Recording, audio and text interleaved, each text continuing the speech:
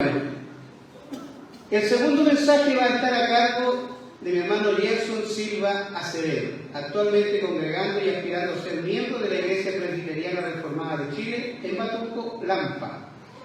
Tiene un diplomado en Teología, mención en Historia y Doctrina de la Iglesia, del Instituto Teológico Iglesias Metodistas Reformadas, año 2023.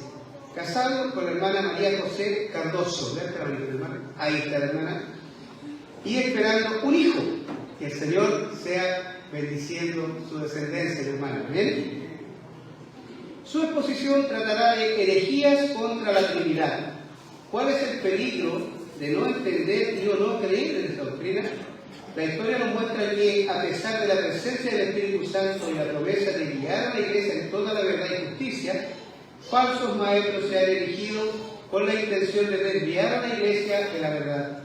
En cuanto a la enseñanza del ser de Dios, no ha habido excepciones.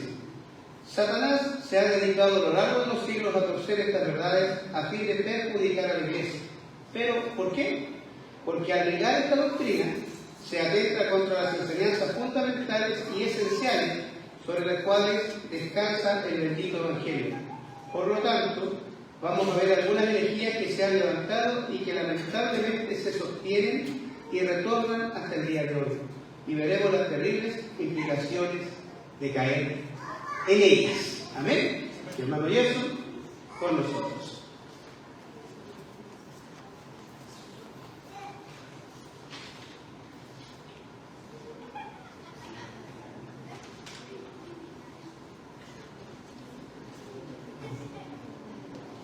Amén. Que Dios les bendiga a mis hermanos. Amén. Bien, vamos entonces introduciéndonos, mis queridos hermanos.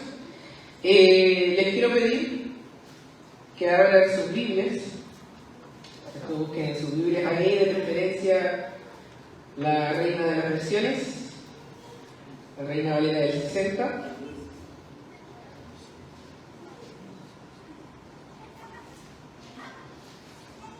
Y la abren en 2 de Pedro capítulo 2, versículo 1.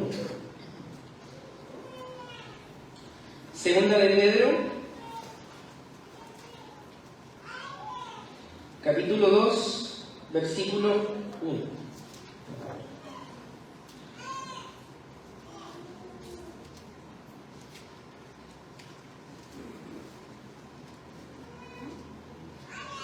Si la han encontrado, entonces me acompaña la lectura en el nombre del Padre, del Hijo y del Espíritu Santo. Dice así: pero hubo también falsos profetas entre el pueblo, como habrá entre vosotros falsos maestros que introducirán encubiertamente herejías destructoras, y aún negarán al Señor que nos rescató, atrayendo sobre sí mismos destrucción repentina. Amén. Pueden tomar asiento, mis hermanos. Como comentaba el pastor Marcelo, ¿cierto? El tema que corresponde a esta exposición no es hablar de la bendita doctrina de la Trinidad, que ha sido, ¿cierto?, presentada de forma muy maravillosa por nuestro hermano Daniel, sino que más bien vamos a hablar ahora acerca de herejías. Herejías que han surgido en torno a este tema de la Trinidad, distorsiones que han habido o enseñanzas que se han levantado con el propósito de negar la doctrina de la Trinidad. Vamos a hablar de herejías en torno a la Trinidad. Si ustedes contemplan el texto que nosotros hemos visto, que lo quiero considerar como un lema para este segundo tema, ¿cierto?, se van a dar cuenta que dice algo acerca de las herejías. Dice que estos falsos maestros introducen herejías, pero las herejías, hay algo en las herejías. Dice Pedro, ¿cierto?, que las herejías son destructoras. Las herejías son destructoras. Lo que una herejía hace es destruir. Destruye, trae muerte, hace daño, mis hermanos. Quisiera que mi hermana Pamela, ¿cierto?, me acompañe a la siguiente diapositiva, ¿cierto? Entonces comenzamos con la introducción. Dice, la doctrina de la Trinidad, que sostiene la existencia de un solo Dios en tres personas distintas, el Padre, el Hijo y el Espíritu Santo, ha sido una piedra angular en la teología cristiana, ¿cierto? Por teología, quisiera que comprendiéramos, ¿cierto?, lo que la Iglesia cristiana ha sostenido, ha creído, ha profesado y ha proclamado acerca de Dios. Aquella palabra, aquel discurso, aquella enseñanza acerca de Dios. Ha sido una piedra angular en la teología cristiana. Sin embargo, a lo largo de la historia, esta enseñanza ha enfrentado desafíos y controversias en forma de herejías que han intentado redefinir o negar aspectos fundamentales de la Trinidad.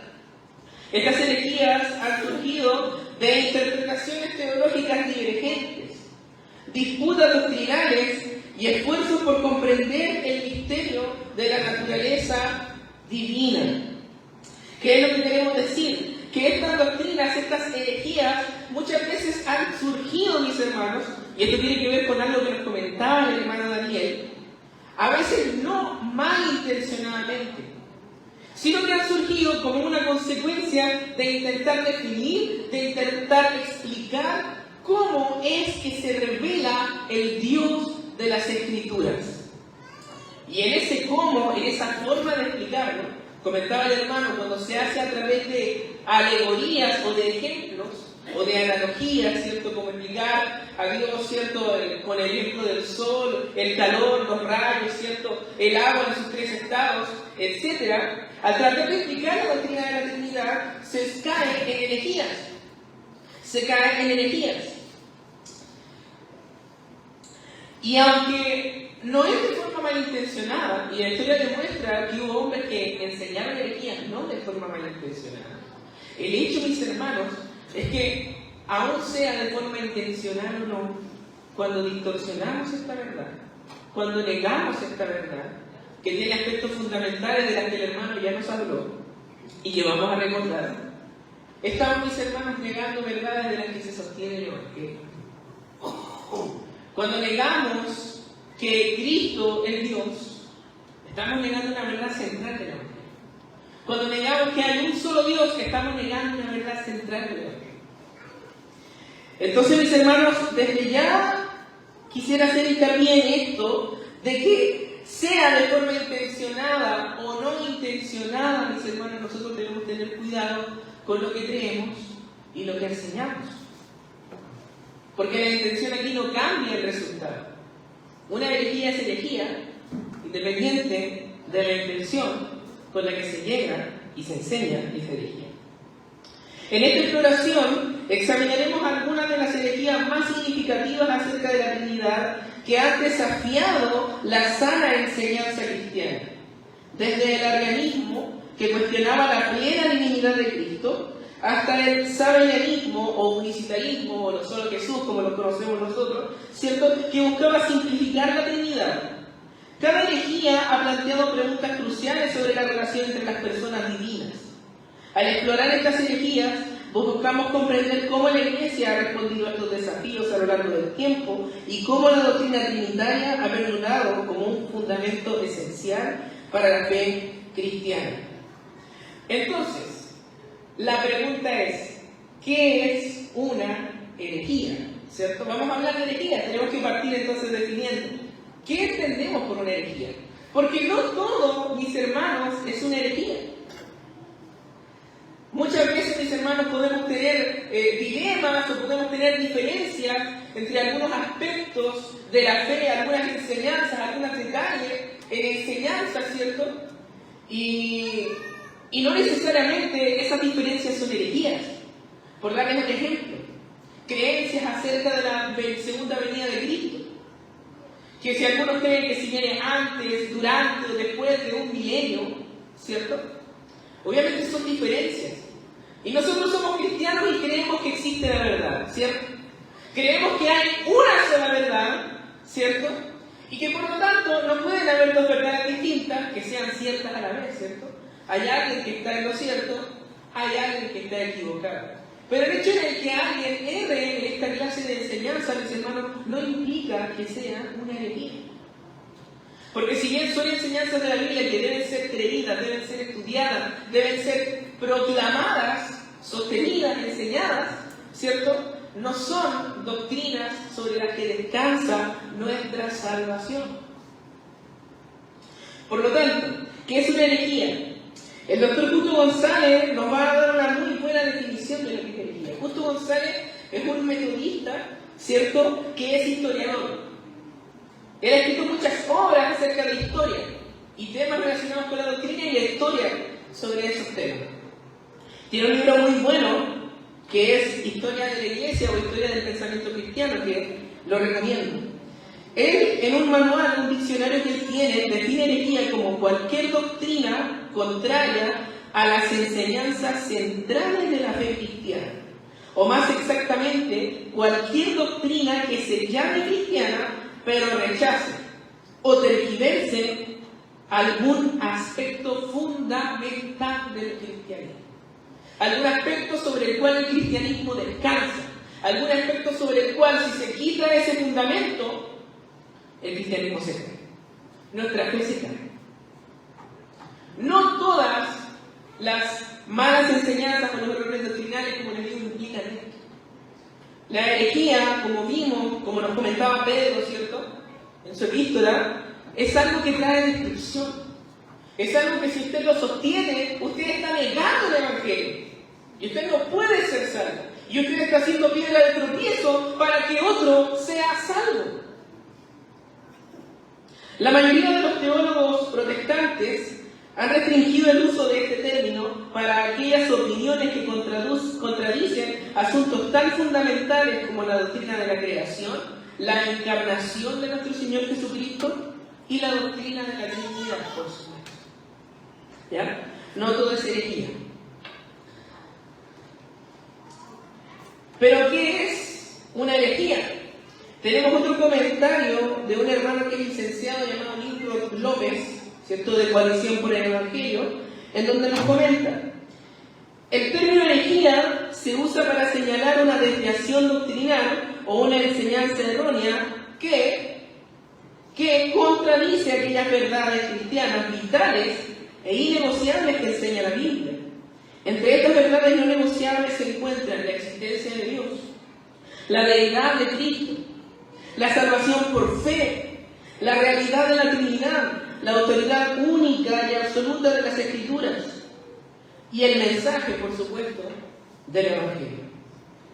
Esto lo he tomado, ¿cierto?, de un artículo de Coalición por el Evangelio de la autoría de este siervo del Señor. Y bueno, ¿por qué es importante conocer las herejías en torno a la Trinidad? ¿Cierto? ¿Por qué debemos hablar de las herejías? Aquí quiero compartirles un comentario del Dr. R.C. Sproul, un hermano que ya falleció en 2017. Dice: una de las mejores formas de aprender ortodoxia o sana doctrina, eso es lo que significa ortodoxia, es aprender lo que es falso. De hecho, históricamente la herejía ha obligado a la Iglesia a ser precisa, a definir sus doctrinas y a diferenciar lo verdadero de lo falso. Los primeros años de la Iglesia neotestamentaria, ¿cierto?, siglo I, II, III, IV, hasta el sexto, ¿cierto?, produjeron numerosas herejías con respecto a las personas de la deidad, al Padre, al Hijo, al Espíritu Santo. Y esos errores forzaron a la Iglesia a depurar su comprensión de la Trinidad. Entonces, ¿qué es lo que está diciendo? Él está diciendo que cuando nosotros comprendemos, cuando nosotros conocemos las herejías, ¿cierto?, nosotros ya sabemos lo que es falso, ¿cierto? Podemos aprender a diferenciar la verdad de la mentira, ¿cierto? Y la verdad, mis hermanos, es que si somos cristianos, debemos reconocer que la Iglesia no nació ayer. No nació hace 50 años. No nació hace 100 años. El Señor ha hecho su obra, ¿cierto?, en el Nuevo Testamento. Desde entonces ha hecho su obra el Señor. Y nosotros no tenemos que construir sobre la rueda. Cuando las herejías se levantaron, mis hermanos, en los primeros años de la Iglesia se vio entonces decidida a tener que definir lo que era cierto. Nadie, ¿cierto?, discute un tema hasta que el tema, valga la redundancia, se pone en discusión, ¿cierto? No fue cuando comenzaron distorsiones acerca de la Trinidad que entonces se empezó, ¿cierto?, a trabajar qué es lo que enseña la Escritura con respecto a esto. Cuando hubieron hombres, por ejemplo, que dijeron que Cristo no era Dios, sino que fue una primera criatura con la que el Señor creó antes de toda la criatura y por medio de la cual hizo toda la creación. Hombres, al escuchar estas cosas, meditaron sobre estos asuntos, vieron que el Evangelio era distorsionado a través de esta enseñanza y por lo tanto se vieron forzados a hacer algo que nosotros deberíamos hacer. Cuando escuchamos una verdad, una propuesta de verdad, ¿qué enseñan las Escrituras? ¿Qué enseña la palabra de Dios? Entonces, fue por la entrada de herejías, ¿cierto?, que la iglesia pudo precisar su doctrina. También el apóstol Pablo nos habla de esto cuando nos comenta, ¿cierto?, en una de sus epístolas, ¿cierto?, que es necesario que herejías, ¿cierto?, se levanten en medio de la iglesia. Que es necesario, ¿cierto?, que se levanten herejes en medio de la iglesia. ¿Por qué? Porque dice que es para que los que son probados se manifiesten entre vosotros. Para que aquellos que conocen la verdad puedan ser manifestados entre vosotros. Para poder hacer una separación de la verdad y la mentira. Y la verdad, mis hermanos, es que como les comentaba en la introducción, que nos hablaba el pastor Marcelo, ¿cierto?, el hecho es que herejías de las que vamos a hablar ahora permanecen en nuestra vida. Lamentablemente. Si bien es cierto, el Espíritu Santo ha hecho una obra de guiar a la iglesia a la verdad, también Satanás, como león urgente, también usa a su gente y a su pueblo para tratar de atacar, aunque sabe que va a ser vencido, aunque sabe que su reino tiene fecha de término, para tratar de atacar a la iglesia a través de herejías destructoras. Entonces, vamos a ver la primera de las herejías contra la Trinidad. Y vamos a hablar acerca de algo que se conoce como el monarquianismo. Monarquianismo. Voy a usar muchas definiciones que voy a tratar de explicar con palabras sencillas. Dentro del siglo II, a finales del siglo II y a inicios del siglo III, se levantó una herejía en torno a este tema de la Trinidad que se conoció como el monarquianismo. Era una búsqueda por mantener la unidad de Dios, es decir, por salvaguardar esta verdad, ¿cierto?, de que hay un solo Dios, ¿cierto?, en contra de las ideas politeístas de su tiempo. Quiero, mis hermanos, que se pongan en esta situación. La iglesia, en el primer siglo, una iglesia con un contexto judío, una iglesia que venía con las enseñanzas del Antiguo Testamento, que decimos amén, ¿cierto?, y que comentaba el hermano, hay un solo Dios. Escucha a Israel, Jehová uno es, ¿cierto? El pueblo de Dios desde que nace cree en esta verdad de que hay un solo Dios. Pero imagínense, la iglesia está en medio de una generación, de una sociedad romana, griega, que era pagana, que era politeísta, ¿cierto?, que creía en muchos dioses. Entonces, ¿qué es lo que pasó? Que hubieron personas, hubieron maestros que tuvieron la buena intención, y creo que vuelvo a apelar a su corazón, tuvieron la buena intención de salvaguardar esta verdad, ¿cierto? Pero al hacerlo, ¿cierto?, lo hicieron sin contemplar la negación de otras verdades y cayeron en herejías. ¿Cuál era el interés de estas personas?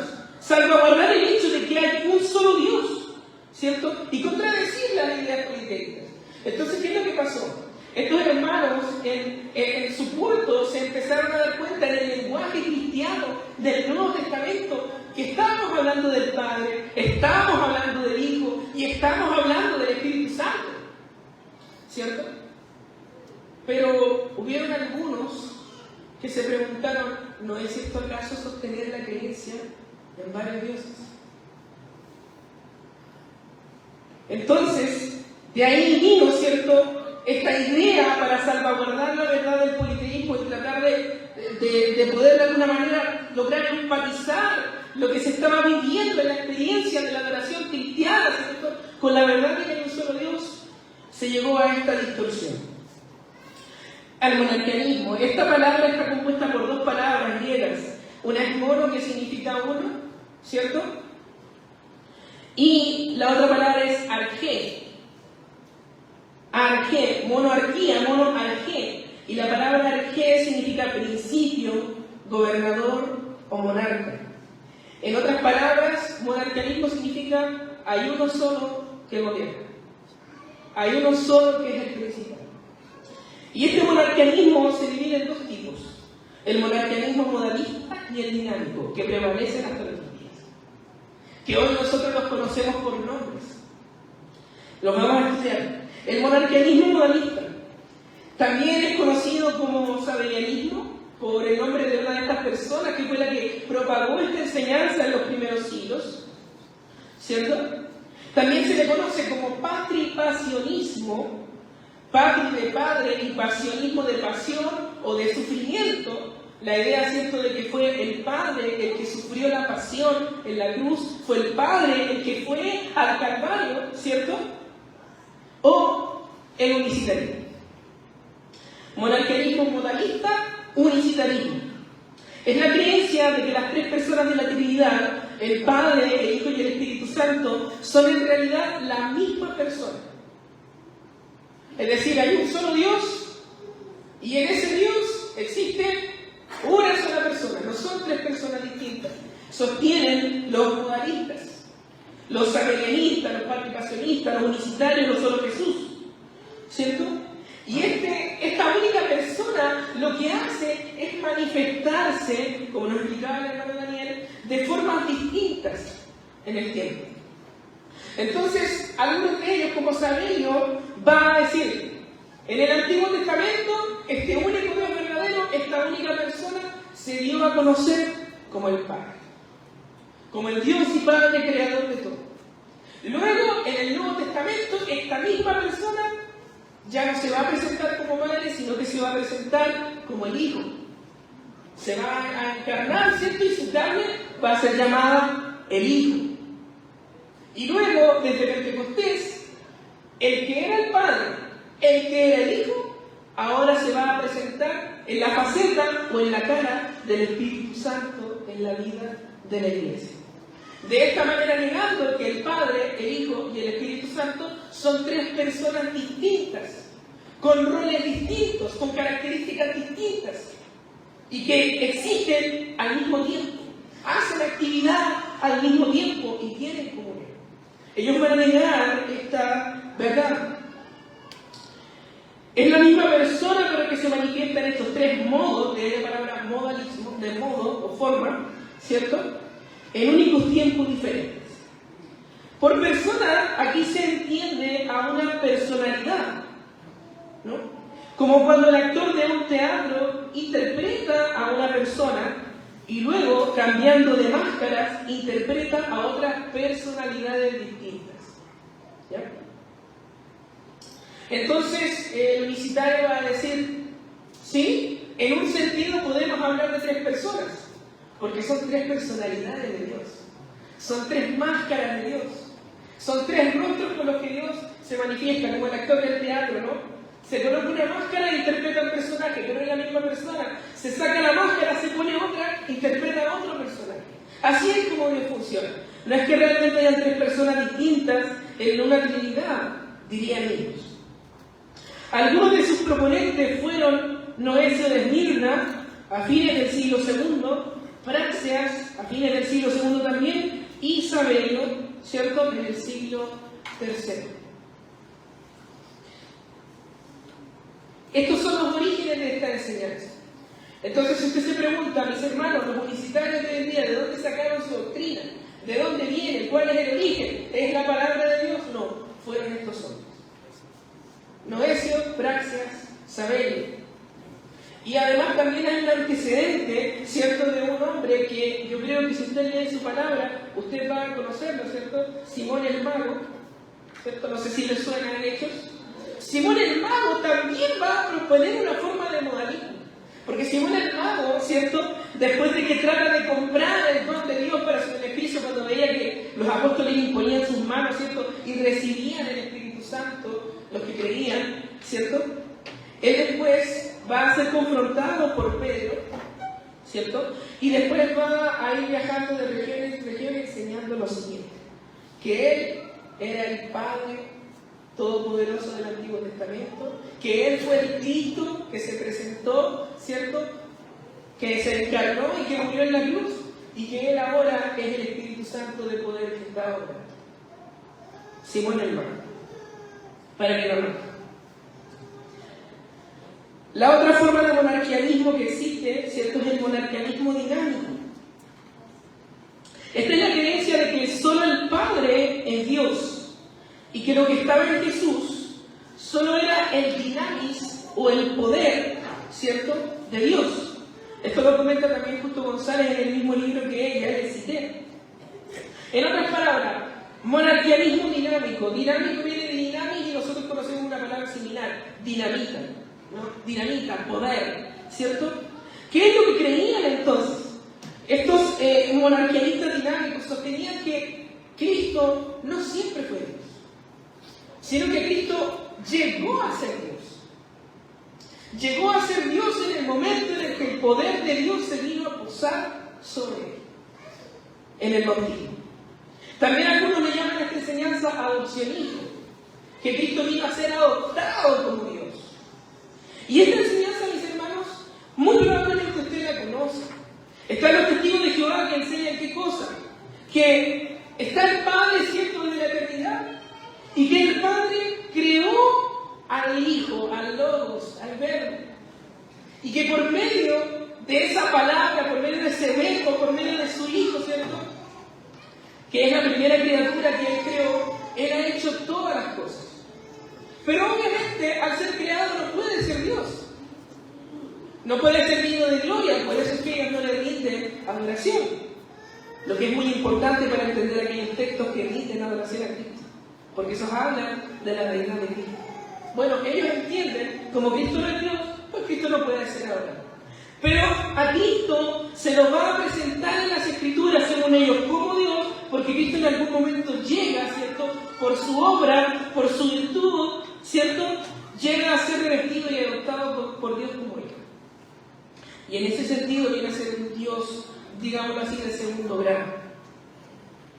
Algunos toman una postura adopcionista, es decir, que el Logos, la palabra, ¿cierto?, el verbo que aparece en Juan 1, ¿cierto?, engendrado y por lo tanto no eterno, creado por el Padre antes de toda la creación y por medio del cual posteriormente crea la creación, A, se encarna en Cristo, y B, viene a Cristo en su bautismo, como el poder de Dios.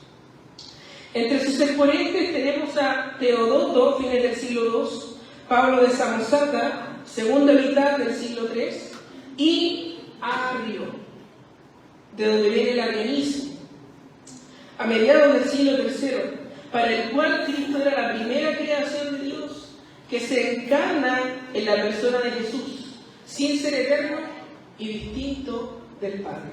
Estas dos enseñanzas, el monarquianismo modalista de los modos, ¿cierto?, prevalece hoy en los unitarios, y la enseñanza arriana, ¿cierto?, o monarquianismo dinámico, ¿cierto?, prevalece hoy en la enseñanza de los testigos de Jehová.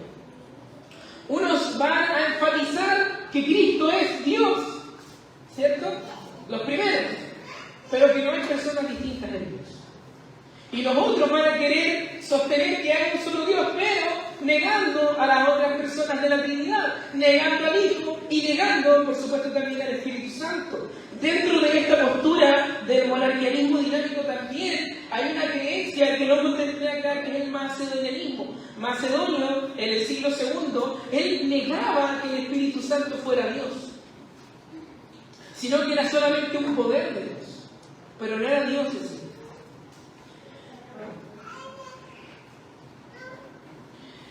Entonces seguimos viendo esto de las herejías. El arrianismo. Nos comenta Luis Berkhoff en su Historia de las Doctrinas Cristianas. Ario distinguía entre la palabra de Dios o el verbo, ¿cierto?, con el que Dios creó todas las cosas, ¿cierto? Distinguía entre el Logos que está inmanente en Dios, o sea, siempre presente, totalmente en Dios, simplemente como una energía divina, y el Hijo que finalmente llegó a encarnarse. Este último tenía comienzo, según alguien. Fue generado por el Padre, lo cual en el lenguaje de Arrio simplemente equivalía a decir que fue creado. O sea, para la analogía de Arrio es la siguiente: la palabra de Dios enseña que el Hijo es engendrado por el Padre. Pero para Arrio, la palabra engendrar implica que hay un momento en el que se es engendrado, como si engendrar fuera lo mismo que crear, ¿cierto? Y de ahí él llega a la conclusión entonces de que Cristo, como fue creado, Cristo por lo tanto no puede ser Dios. A esto respondemos, como comentaba nuestro hermano, que Cristo sí es engendrado, pero no es creado porque Él es engendrado en la eternidad. Juan 3:16 nos dice: de tal manera amó Dios al mundo que ha dado a su Hijo, palabras en negra, unigénito, que tiene el gen del Padre, que es de la misma naturaleza del Padre. Y es el único que es el Hijo de Dios en ese sentido. Nosotros hemos llegado a ser hijos de Dios, pero Él es Hijo de Dios porque Él es Dios. Él comparte esa naturaleza divina con el Padre. Él es eterno como el Padre, Él es lleno de gloria como el Padre, y nos dice en Juan 17, cuando ora el Padre: devuélveme a aquella gloria que yo gozaba contigo antes de que todo fuese hecho. Él es el unigénito. En el lenguaje de Arrio, ¿cierto?, que sea engendrado significa que fue creado. El Hijo o Logos fue creado de la nada antes que el mundo fuese creado, y por esta misma razón no era eterno ni de esencia divina, pero era el primero y más grande de todas las cosas creadas, y fue creado para que mediante Él el mundo pudiera ser creado. Por lo tanto, Él es también mutable. Si es criatura, Él puede cambiar. Pero fue escogido por Dios en virtud de sus previstos méritos, y es llamado el Hijo de Dios en vista de su gloria futura. Fue en virtud de su adopción como hijo que adquirió el derecho de ser venerado por los hombres. Pero aquí nosotros tenemos a Cristo diciendo lo contrario: devuélveme a aquella gloria que ya nos ha dado desde la eternidad. Y una última herejía que les quiero compartir, porque si habláramos de todas las que hay, ¿cierto?, no tendríamos tiempo, mis hermanos. La verdad es una, y lamentablemente distorsiones de la verdad pueden haber muchas. Quiero hablarles del parcialismo. En sí no se desarrolla como una herejía en algún momento específico de la historia de la Iglesia. Sin embargo, es un error herético que se desprende de una mala comprensión de la Trinidad de Dios en base a, escúchame bien, ilustraciones falaces. Se comprende erróneamente que hay un solo Dios en tres personas distintas. Hasta ahí decimos amén. Estamos bien. Pero, sin embargo, cada persona es solo una tercera parte de la deidad. O sea, Cristo es la tercera parte de Dios, el Padre es la tercera parte de Dios, y el Espíritu Santo es la tercera parte de Dios. De tal manera que Dios viene a ser un Dios compuesto, divisible, y que cada persona posee tan solo un tercio de la naturaleza y los atributos de Dios. No hubo un momento en que esta enseñanza se enseñara por alguien en particular. Es algo bastante contemporáneo, de hecho, y nace precisamente por las ilustraciones. Y aquí es donde nosotros debemos meditar, mis hermanos. Como dijo el hermano, y yo también quiero hacer hincapié, cuando hablamos con alguien de la doctrina de la Trinidad, cuando alguien nos cuestiona acerca de la enseñanza de la doctrina de la Trinidad, nosotros debemos limitarnos a hablar lo que la Escritura enseña en cuanto a estas verdades: que hay un solo Dios, que hay tres personas que existen, subsisten en este único Dios, el Padre, el Hijo y el Espíritu Santo, que ellos son Dios y que a la vez son distintos. Pero no debemos, mis hermanos, por ningún motivo intentar explicar la Trinidad por medio de ilustraciones. Y hay algunas que yo les quiero mencionar y que no tengo aquí en la diapositiva, no lo contemplé. Por Hay un huevo, pero tiene una cáscara, una yema y una clara. ¿Cierto? ¿Qué es lo que estamos ahí? Estamos dividiendo a Dios en tres partes. Porque la cáscara no es el todo del huevo, la yema no es el todo, y la clara por supuesto que tampoco. Los tres estados en agua. ¿Cierto? Gaseoso, líquido y sólido. El mismo litro de agua no puede estar en los mismos tres estados al mismo tiempo. La misma cantidad de todo el líquido no puede estar en los tres estados. Eso viene a ser modalismo. Eso viene a ser la doctrina de los municipales. La doctrina del sol. Que hay un solo sol, ¿cierto? Pero de este sol también está presente en sus rayos y en su calor, ¿cierto? Y en la forma que posee. Eso se puede comprender también como una especie de monarquianismo dinámico, en donde hay un Dios verdadero que es el sol, y de ese sol se desprenden cosas que vienen de él, que son, ¿cierto?, el calor, ¿cierto?, y los rayos de la luz. Y así podríamos seguir y seguir y seguir, y nuestro corazón y nuestra mente, que son llevadas al engaño, están tratando de buscar formas de describir a aquel que es infinito, a aquel que es increado, por medio de lo finito y de lo que es creado. Mis hermanos. Deuteronomio 29 dice lo siguiente. Dice que las cosas reveladas son para nosotros, pero los misterios le pertenecen a Él. La doctrina de la Trinidad contempla enseñanzas que nosotros podemos conocer y comprender en su palabra. Lo que ya hemos dicho, estos postulados, el único Dios, las tres personas distintas y las tres siendo Dios. Pero mis hermanos, nosotros no podemos comprender cómo es eso posible. Y si nosotros, mis hermanos, confesamos que hay un Dios, si confesamos la grandeza, mis hermanos, y aquí quiero apelar a su corazón que adore al Señor. Si nosotros consideramos la grandeza de Dios, este Dios que creó los cielos y la tierra, si nosotros consideramos a este Dios que está distinto a nosotros, este Dios que es santo, y esa palabra santo significa otro, que Dios es otro, es trascendente, es totalmente distinto y superior a toda su creación, entonces, mis hermanos, nosotros no podemos comprender el misterio de Dios. Si nosotros somos creyentes, mis hermanos, y esto también es práctico, nosotros tenemos que abrazar el misterio de Dios. Si la Escritura nos revela a un Dios de esta manera, nosotros debemos decir, amén, no lo puedo comprender, pero lo puedo creer y lo puedo abrazar por fe, porque tu palabra lo dice. Porque ¿qué es lo que pasa? Con las herejías, mis hermanos, con las herejías sucede que el corazón de las personas que plantean las herejías se quieren poner ellos por encima de Dios. No puedo comprender cómo es que pueden ser tres personas Dios y a la vez hay un solo Dios. Entonces, como yo no lo puedo comprender, como parece que es algo irracional, entonces yo digo, no, tú no puedes ser así, Dios. Tú no puedes ser algo que yo no comprenda. Tú no puedes ponerte por sobre mí y mi razón y mi entendimiento. ¿Se dan cuenta, mis hermanos, lo que eso significa? ¿Se dan cuenta lo que hay en el corazón de la persona que actúa de esta manera? Nosotros debemos aceptar el misterio de Dios. Y debe llevarnos eso a la adoración a Dios. Y que este Dios tan misterioso, este Dios tan incomprensible, este Dios infinito, mis hermanos, se nos ha revelado. Se nos ha acercado por medio de Jesucristo. También es práctico abrazar el misterio de Dios para no abrazar herejías. Y también es práctico hasta nuestra propia vida personal, mis hermanos.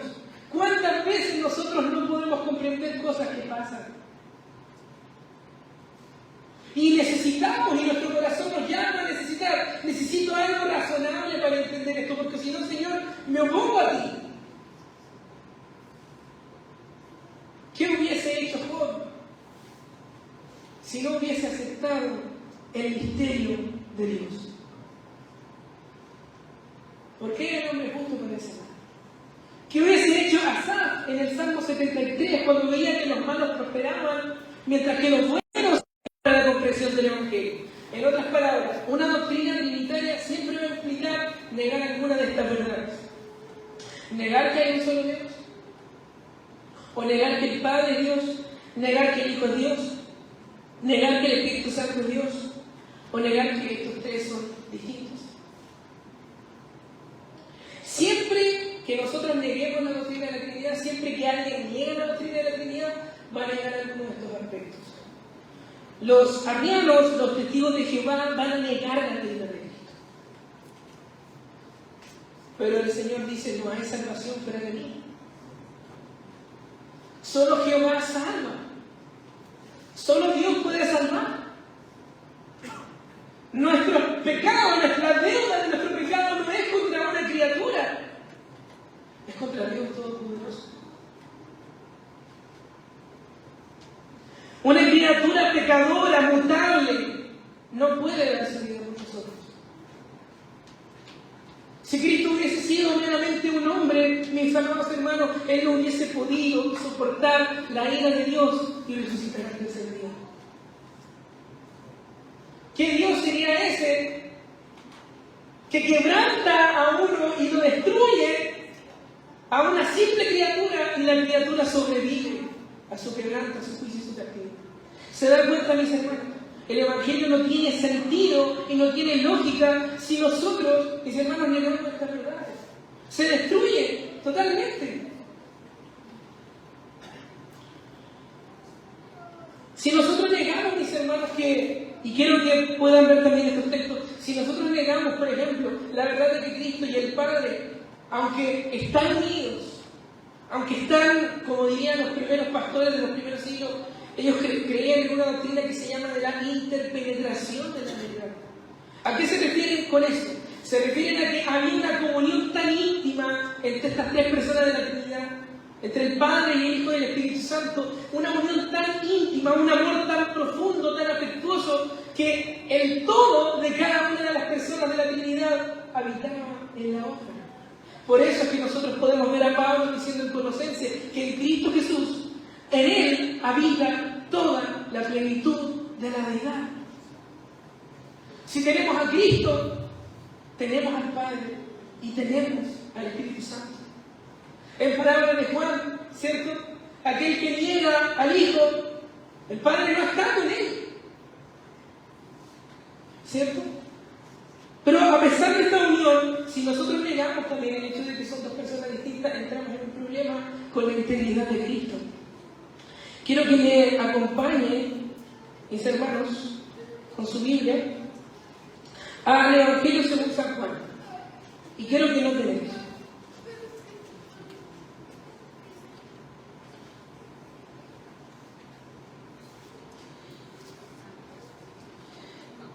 Evangelio según San Juan.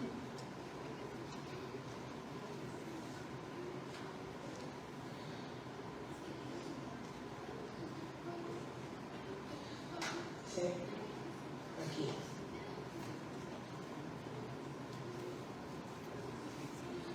Juan 8. Juan capítulo 8. Vamos a leer desde el versículo 12 hasta el versículo 18. Vamos a hacer un pequeño razonamiento aquí acerca del texto.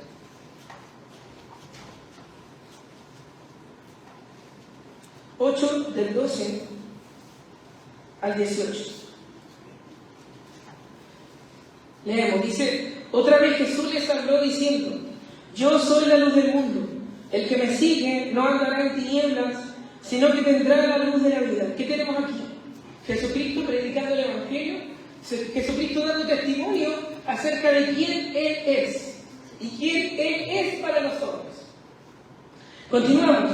Entonces los fariseos le dijeron: tú das testimonio acerca de ti mismo, tu testimonio no es verdadero. Respondió Jesús y le dijo: aunque yo doy testimonio acerca de mí mismo, mi testimonio es verdadero, porque sé de dónde he venido y a dónde voy. Pero vosotros no sabéis de dónde vengo ni a dónde voy. Vosotros juzgáis según la carne y yo no juzgo según la carne. Yo no juzgo a nadie. Y si yo juzgo, mi juicio es verdadero, porque no soy yo solo. Escuche bien. Mi juicio es verdadero, ¿cierto? Porque no soy yo solo, sino yo y el que me envió, el Padre. Y en vuestra ley, ¿cierto? El Levítico, está escrito que el testimonio de dos hombres o dos personas es verdadero.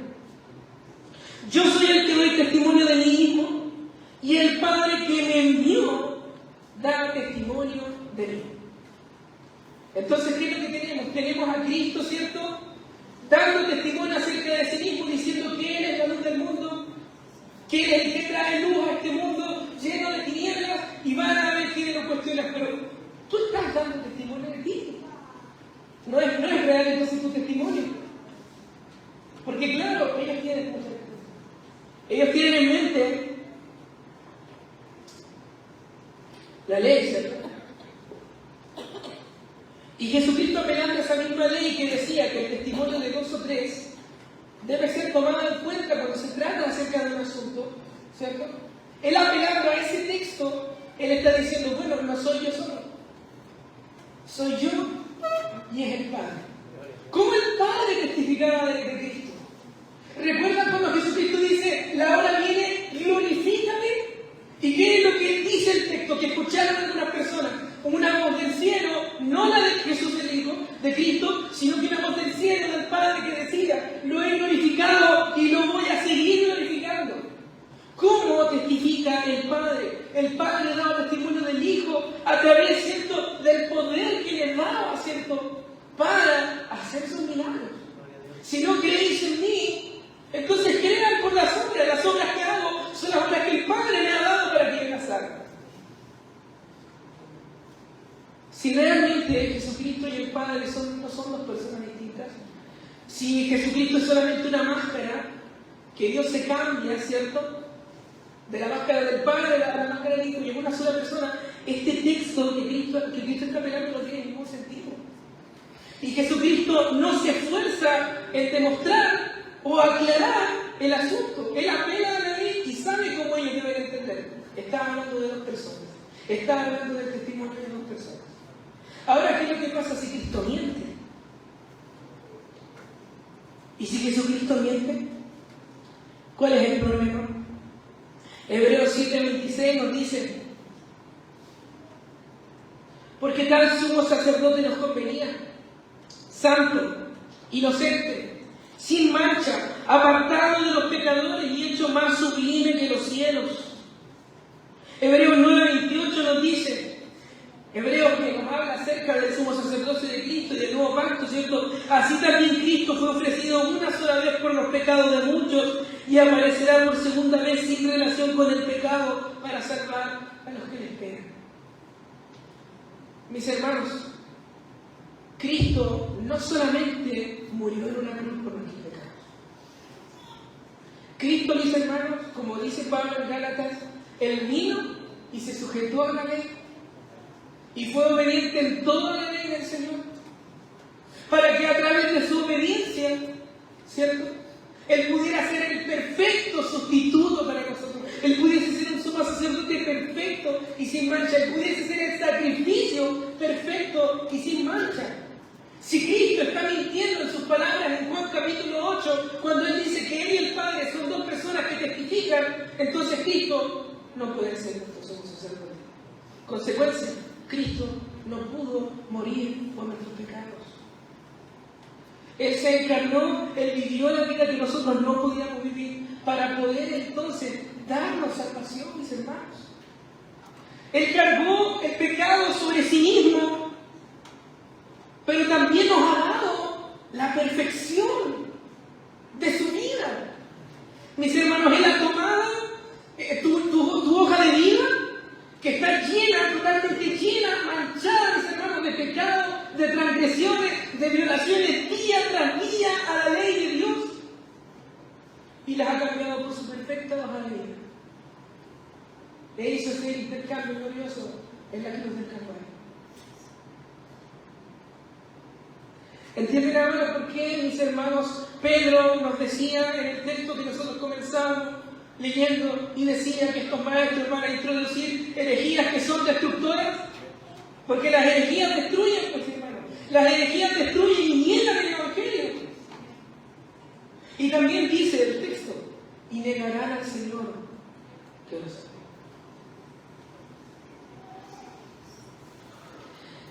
Entonces, mis hermanos, yo sé que les he presentado algunas herejías que son las más conocidas.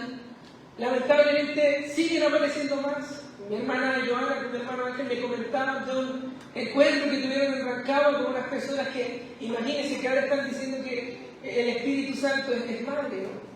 Que Dios es padre y madre. Las herejías siguen apareciendo, mis hermanos, hasta el día de hoy. Yo sé que a lo mejor usted no va a recordar el nombre de las herejías. Sé que sí va a relacionarlas con lo que vemos hoy en día, con los testigos de Jehová y los unicitarios, pero quiero que comprendan lo siguiente: las herejías son destructoras. Debemos ceñirnos en creer, aunque nos cueste aceptar el misterio de lo que dice la palabra de Dios, y abrazarlo por fe, porque el Evangelio bendito descansa sobre eso. Efesios capítulo 1 es una obra magnánima de esta economía de la Trinidad, esta administración de la Trinidad, esta forma en que la Trinidad, ¿cierto?, lleva a cabo la salvación. El Padre predestinando, adoptando, preparando todo el plan de salvación. Jesucristo viniendo y ganando, ¿cierto?, esa salvación tan grande para nosotros. Y el Espíritu Santo administrando esa salvación, viniendo a los hombres y aplicándola. Este bendito Evangelio que es trinitario, mis hermanos. Continuamos entonces con un par de diapositivas para hablar del error de las ilustraciones. Breve. Dice, lamentablemente, con la buena intención de explicar la doctrina de la Trinidad, se han ideado algunas ilustraciones, las cuales suelen ser analogías creadas con el fin de poder ejemplificar la triple subsistencia de Dios. Cuando apelamos a alguna de estas ilustraciones, solemos caer en algunas de las herejías no mencionadas. Siguiente, el error es el de no aceptar que la doctrina de la Trinidad es un misterio, revelado en la Escritura, aunque no explicado, y que debe ser recibido por fe. Por fe, mis hermanos. La doctrina trata con la naturaleza de un ser increado. No se puede apelar a las cosas creadas para explicarlo sin quedarnos cortos. Las cosas creadas se quedan cortas. No hay absolutamente nada en este mundo que sea trino. Nada. Esa es una cualidad exclusiva del Dios Santo. Y por ende, caer en el error, debemos comprender que Dios es un Dios incomprensible, santo y por tanto es distinto de su creación. El texto que nos leí bien, mi hermano. ¿Crees que yo soy como tú? ¿Has creído mal? ¿Has pensado que soy tú? Él no es creación, mis hermanos. Él es el Dios Todopoderoso. Conclusión. Como hemos visto durante esta conferencia, la palabra enseña con claridad la doctrina de la Santísima Trinidad. Todos los puntos expuestos por el hermano Daniel son claros en la palabra de Dios. Y no podemos negar esa claridad. Hemos visto que en gran parte se sostiene de los dichos de Cristo, de Él como Dios, de Él íntimamente ligado al Padre, de Él siendo distinto al Padre y teniendo eterna comunión con Él, y de su promesa enviando a otro Consolador. Estas son verdades que Cristo ha dicho con su propia boca, mis hermanos, y las ha dicho con claridad. Las palabras de Cristo se ponen en juego cuando no se las acepta y se creen en su sentido más simple y llano. Con esto estamos poniendo en tela de juicio su integridad como nuestro Redentor. Si Jesucristo dice, yo y el Padre uno somos, ¿qué debemos decir nosotros? Amén. Y si Jesucristo dice, mi testimonio y el testimonio del Padre es el testimonio de Dios y es veraz, ¿qué decimos también? Amén. Si Él dice, yo les enviaré otro Consolador, otro, ¿qué diremos nosotros entonces? Amén. Pero estar torciendo la palabra, mis hermanos, y tratar de buscar la manera en que estas cosas encajen con lo que nosotros queremos decir, al final, mis hermanos, termina siendo, uno, negando la integridad de Cristo, y dos, poniéndonos por encima de la palabra de Dios. Porque si usted se da cuenta, mis hermanos, estos textos son sencillos, son claros. Pero ¿qué es lo que hacen los falsos maestros? Un momento, el texto parece decir esto, pero considera esto y tratamos de torcerlo. Y al final, ¿en qué va a terminar ese asunto? Que yo cuando voy al texto, yo no veo con claridad eso que me estás diciendo. Entonces, me estás diciendo que yo dependo de tu interpretación para comprender la palabra de Dios. Necesito de que tú seas iluminado para darme a entender algo totalmente contrario a lo que el texto realmente está diciendo sin ponerle más trampas.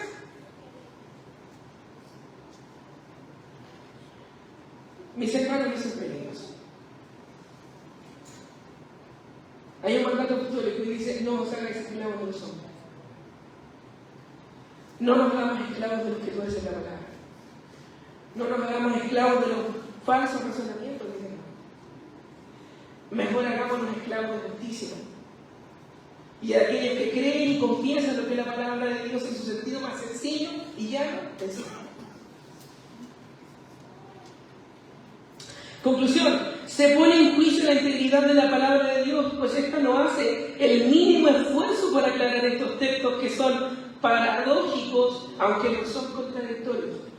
Y este es un hecho, mis hermanos. Estamos hablando de un Dios en tres personas. No estamos hablando de un Dios en tres dioses. No estamos hablando de una persona que es tres personas. Estamos hablando de un Dios en tres personas. Esa es una paradoja. ¿No entendemos cómo eso funciona? No hay nada similar a eso con lo que lo podamos entender. Pero lo que sí podemos hacer es decir: amén. La palabra del Señor.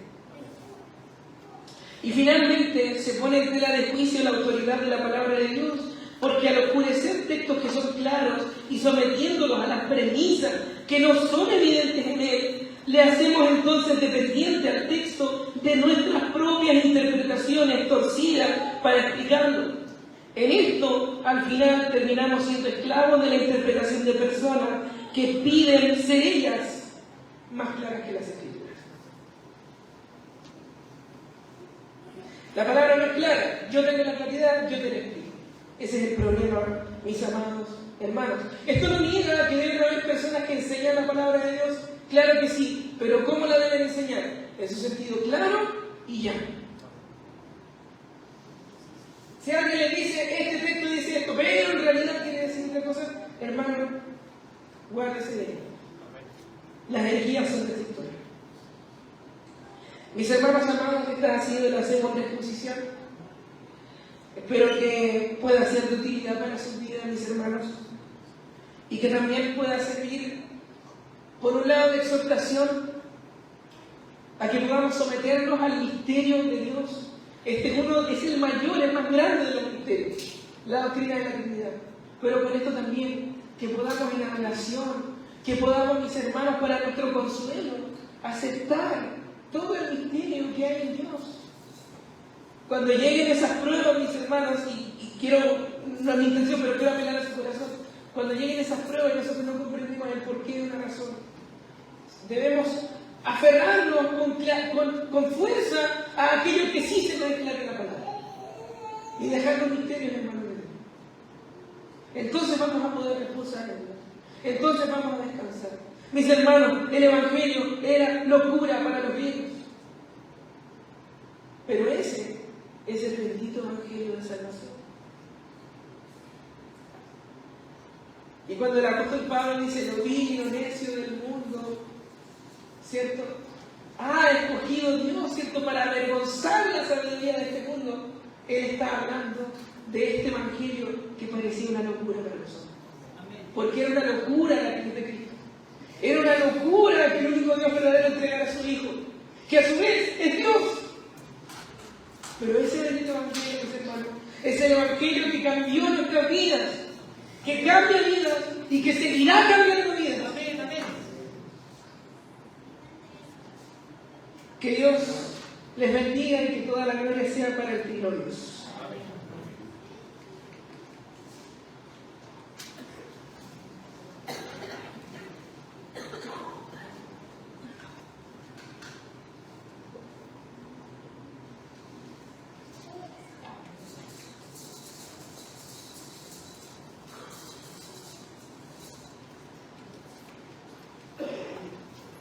Hay una sola palabra para esto, ¿no? ¡Wow! ¿Cómo está su corazón, mi hermano? ¿Fue tocado su corazón hoy día? El mío sí, el mío sí. Hay un espacio en el que dijimos un ratito que íbamos a dejar para que usted hiciera preguntas y no se vaya con ninguna duda.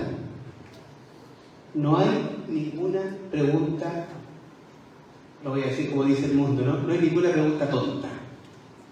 ¿Ya? No se vaya con dudas para la casa, porque la idea es que hoy día se vaya.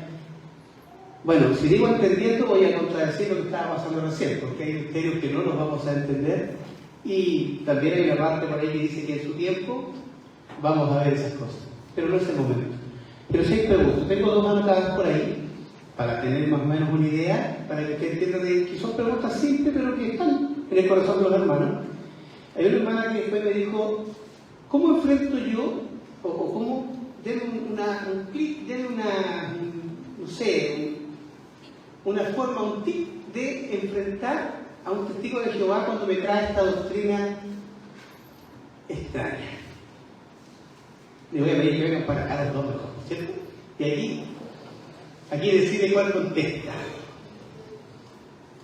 Acérquense nomás.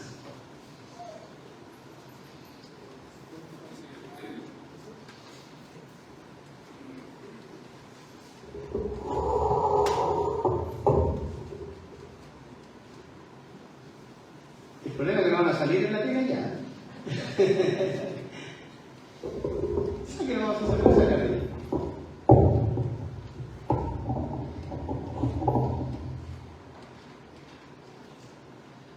Bien.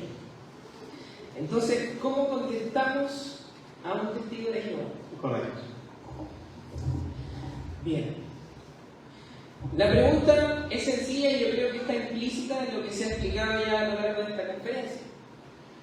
Y la pregunta es la siguiente.